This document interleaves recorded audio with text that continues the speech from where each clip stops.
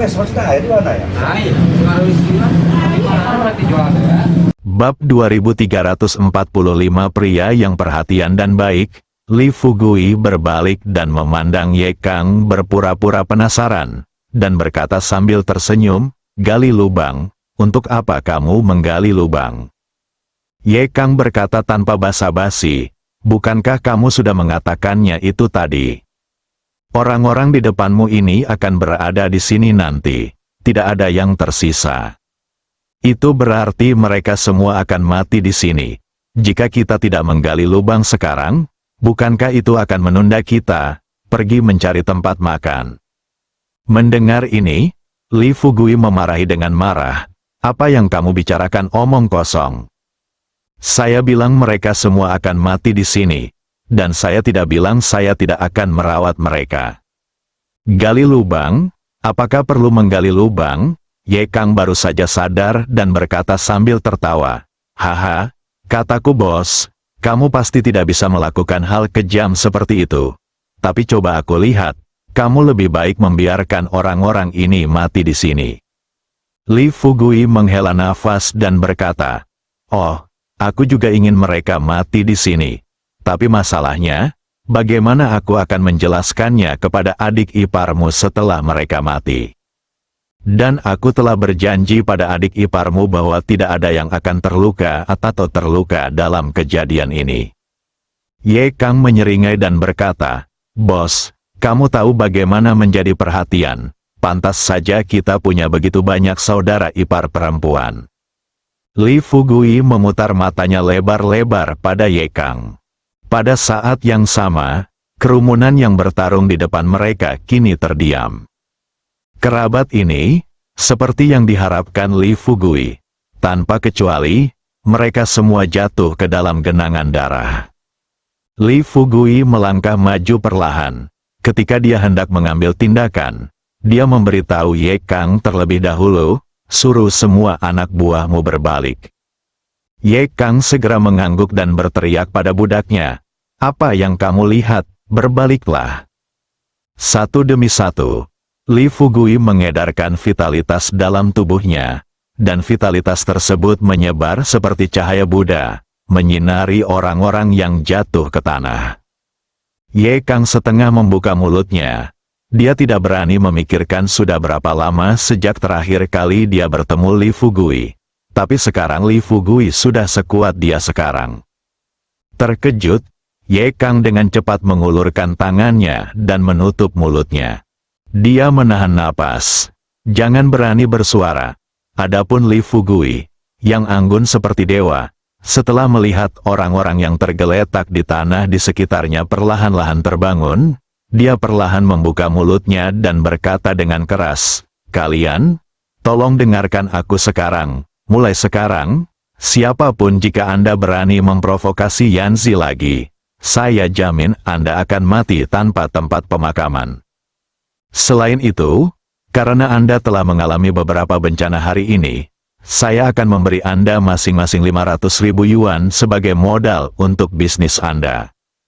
Berhasil atau tidaknya kamu tergantung pada kemampuanmu." Saat ini, bagi kerabat keluarga Sun Yan, yang muncul di hadapan mereka adalah keponakan yang baru saja mereka hubungi. Ini jelas merupakan dewa, itu adalah Tathagata Matahari Agung, itu adalah Kaisar Langit. Meski semua orang ingin bangun dan berlutut untuk beribadah, tapi tidak ada yang bisa dilakukan. Saat ini, mereka tidak bisa mengangkat kepala sama sekali.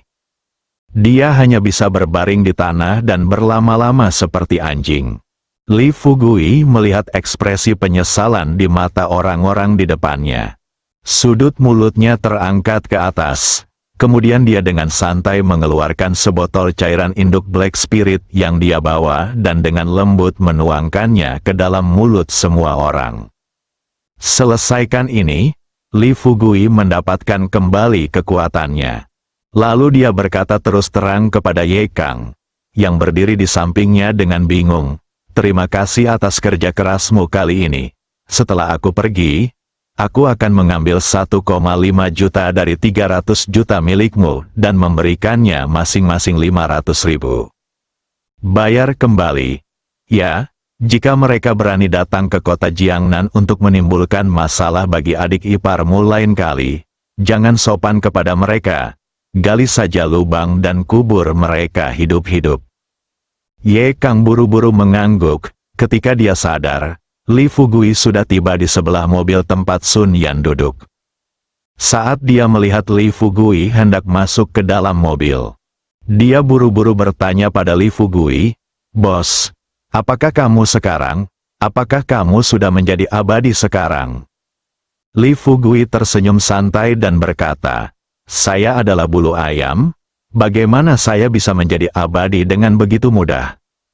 Saya ini pertama kalinya saya berada di kota Jiangnan. Jangan menyebarkan rumor. Jika ada yang bertanya padamu, katakan saja kamu sudah lama tidak bertemu denganku."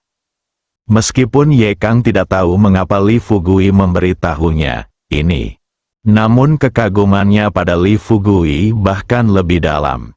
Adapun Li Fugui, sesampainya di mobil, dia menoleh ke arah Sun Yan dan berkata sambil tersenyum, "Bagaimana? Saya baru saja mengatakan bahwa masalah ini bisa diselesaikan, bukan?"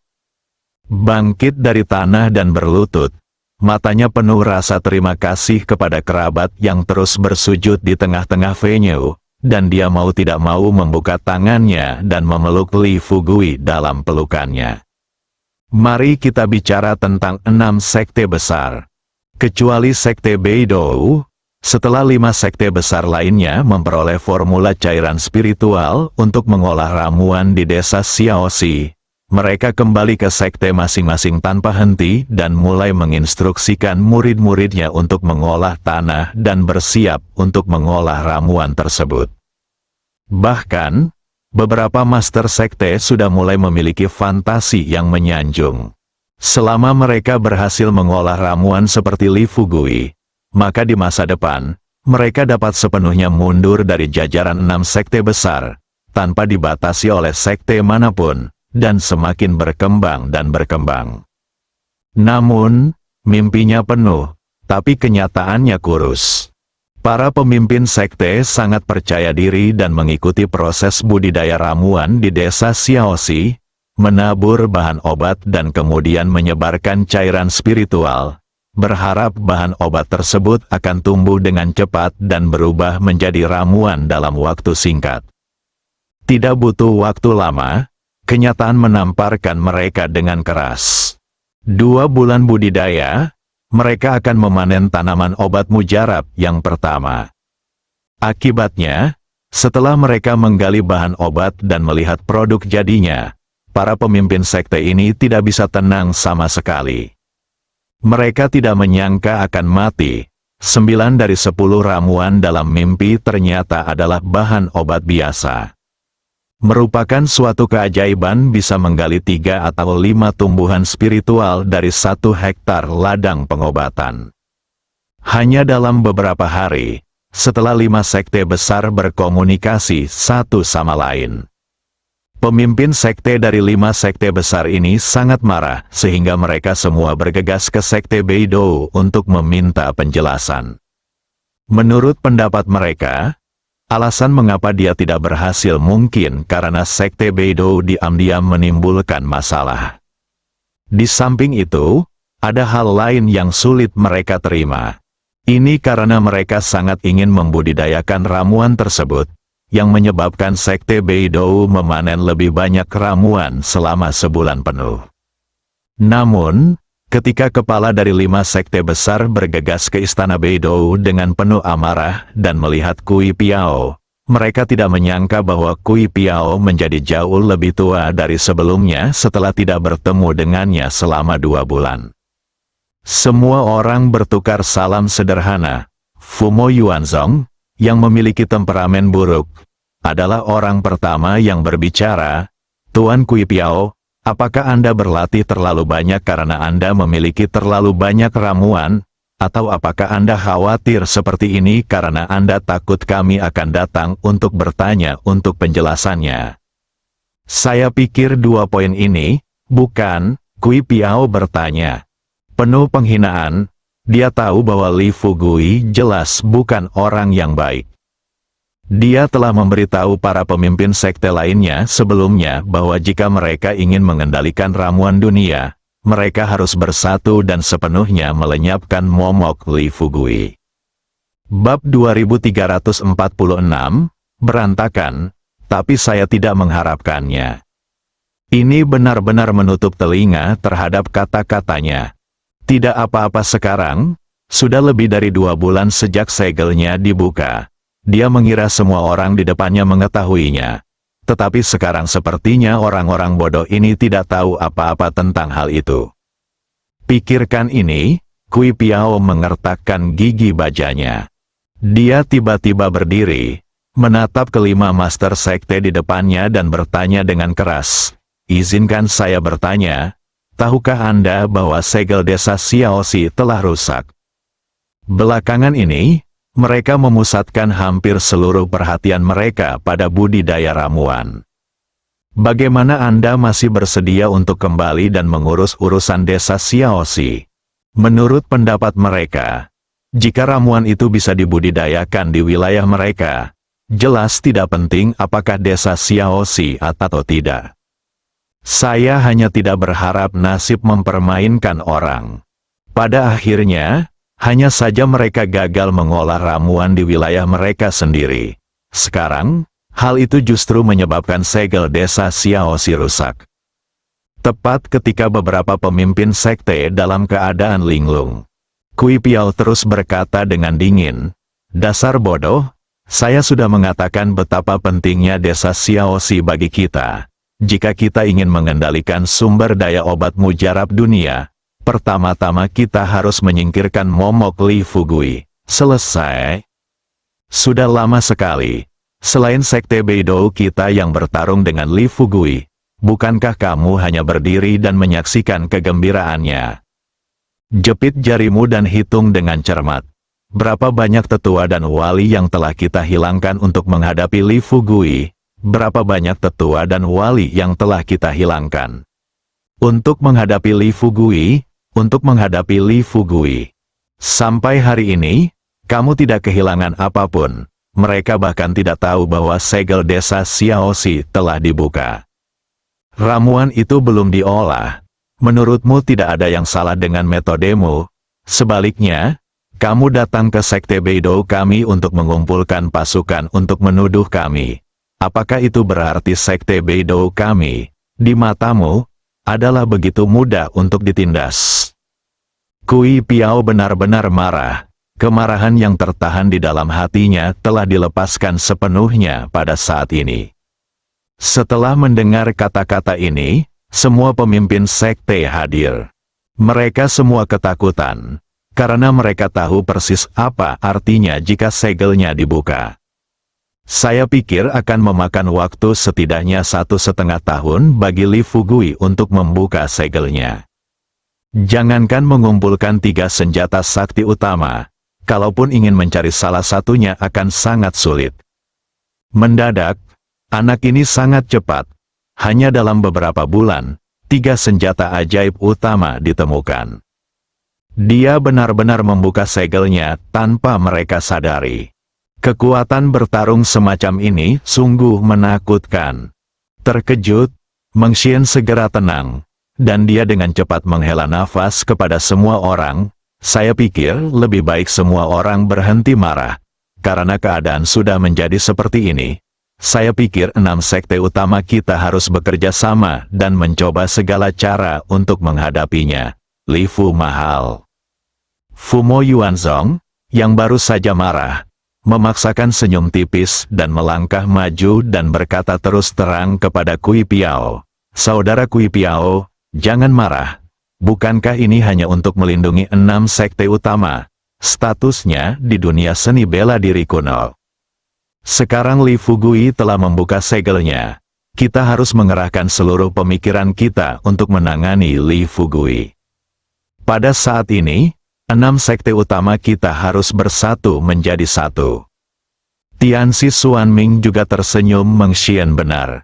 Semakin banyak hal yang terjadi pada saat ini, semakin kita harus bersatu.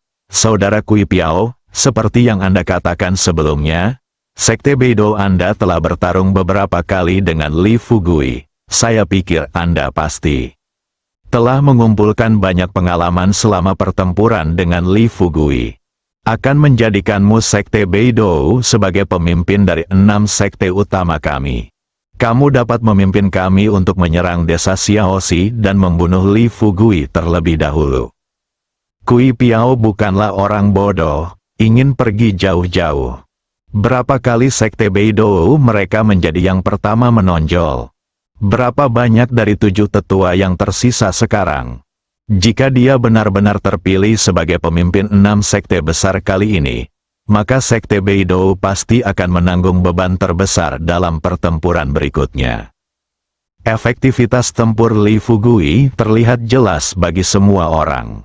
Saat itu, mungkin lebih banyak lagi orang dari Sekte Beidou yang akan mati. Pikirkan ini, Kui Piao menarik napas dalam-dalam. Menekan kemarahan di dalam hatinya sebanyak mungkin. Dia berbalik dan menghela nafas kepada murid-murid di sekte tidak jauh dari sana. Pergilah, ambil setengah dari ramuan yang kami ambil dari desa Xiaoxi dan berikan kepada master sekte dari 5 besar sekte, sehingga mereka dapat membaginya secara merata. Selesai, Kui Piao memandang kelima master sekte di depannya dan melanjutkan, para master sekte yang terhormat, saya tidak akan mengatakan omong kosong yang tidak perlu lagi. Sekte Beidou, kami telah memetik obat mujarab di desa Xiaoxi selama lebih dari sebulan. Kami para murid yang diatur oleh Sekte Beidou di desa Xiaoxi menghilang tanpa jejak. Setelah segelnya dibuka, kami, Sekte Beidou, berhenti memetik. Aku akan memberimu setengah dari ramuan yang aku pilih sebelumnya. Menurutku ramuan yang tersisa harus dianggap sebagai apa yang layak diterima oleh Sekte Beidou kita. Setelah kamu meminum ramuan itu, kamu boleh pergi, berbalik dengan ekspresi kesepian dan berhenti berbicara dengan pemimpin sekte lain yang hadir. Seperti kata pepatah, tidak ada kekurangan trik dan strategi. Kui Piao tahu, jika dia memimpin murid Sekte Beidou untuk terus bermain dengan 5 palu ini, Sekte Beidou mereka pasti akan menjadi yang pertama di antara 6 sekte besar yang dihancurkan oleh Li Fugui. Saya pikir pendiri sekte tersebut bekerja sangat keras untuk menciptakan yayasan seperti itu. Jika dia gagal di tangannya, bagaimana dia bisa bertatap muka dengan leluhurnya 100 tahun kemudian? Dengan kekuatannya, jelas mustahil untuk selamat dari kesengsaraan dan kenaikan dalam kehidupan ini. Karena dia tidak bisa lagi menghormati leluhurnya, dia tidak bisa membiarkan Sekte Beidou menghilang ke lautan luas manusia. Namun, Kui Piao masih memikirkan hal-hal yang terlalu sederhana. 5 master sekte di depan mereka memahami pikiran Kui Piao. Tiba-tiba, beberapa garis hitam muncul di dahi Tianxi Xuanming. Dia menatap Kui Piao yang berdiri tepat di depan mereka dan bertanya dengan keras, "Saudara Kui Piao, apa yang ingin kamu lakukan? Apakah mungkin? Apakah kamu masih berencana untuk memulai dari sana? Tidak bisakah kita mundur dari 6 sekte besar?" Saudara Kui Piao, Anda harus tahu bahwa sejak 6 sekte besar kita mengambil alih dunia seni bela diri kuno, kita selalu berbagi kebencian yang sama dan bersatu menjadi satu. Sekarang musuh yang kuat telah muncul di hadapan kami. Anda tidak ingin bergabung dengan kami untuk menghadapi orang ini, dan sekarang Anda benar-benar berencana untuk mundur dari aliansi dan bersembunyi untuk sementara waktu. Haha. Saya takut tidak akan terjadi hal baik seperti itu di dunia ini, kan? Kui Piao tidak berniat untuk terus berpura-pura. Dia berbalik tiba-tiba, menatap 5 master sekte di depannya dengan ganas. Dia bertanya dengan keras, "Izinkan saya bertanya, apakah Anda berani mengatakan hal seperti itu di depan saya?" Bersambung.